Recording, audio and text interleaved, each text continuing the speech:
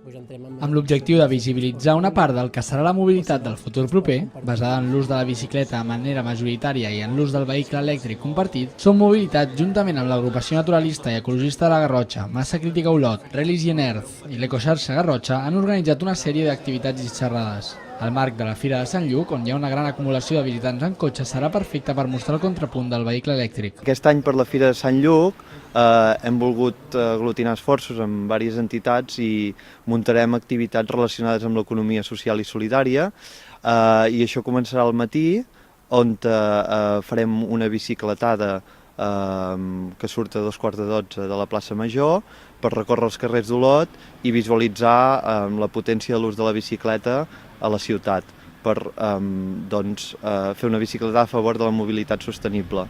Al mateix moment, entre les 11 i la 1, organitzem un rally de vehicles elèctrics, però d'eficiència energètica. Es premiarà qui gasti menys bateria dels cotxes elèctrics. Dissabte a la tarda tindrà lloc el xup-xup sobre economia social, amb la intenció de promoure aquest tipus d'economia i crear una xarxa de relacions. Les xerrades començaran a les 4 de la tarda.